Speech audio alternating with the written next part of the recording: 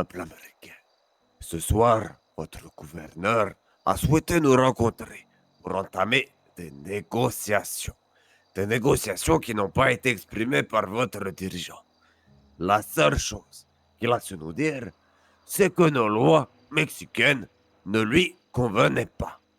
Mais qui est-il pour juger les lois d'un pays qu'il ne dirige pas et qui ne le concerne pas? Nous, Mexicains, jugeons-nous vos lois, vos règles, votre institution? Non, chacun fait ce qu'il souhaite chez lui. Je tiens à démentir une accusation grave faite par votre dirigeant. Le gouvernement mexicain aurait envoyé une milice armée commettre des attentats sur votre sol. Au nom de la Santa Maria, et rien n'est plus sacré chez nous, que nous n'avons jamais effectué ce genre d'action.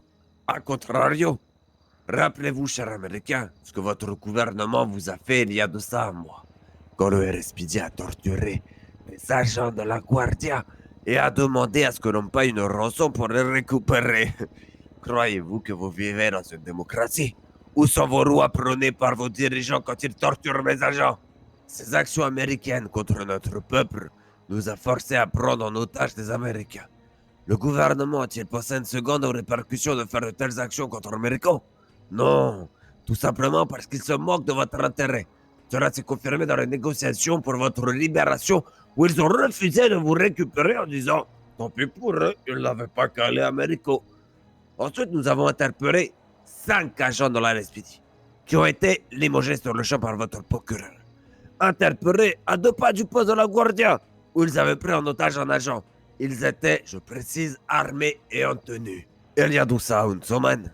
Mes agents ont trouvé 2 agents dans le LSPD en service, tranquille, les gars, ils se promènent en tenue, en service, en voiture dans le LSPD, en plein Nouveau-Mexique.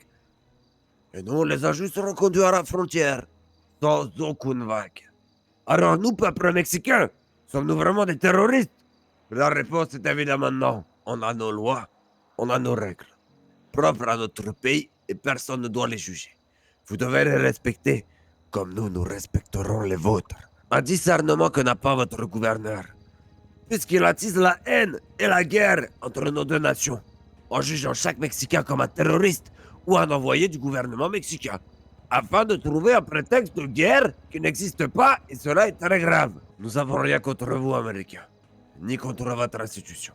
Nous en avons directement contre la personne de Warren Creighton, et non à son titre, une différence énorme.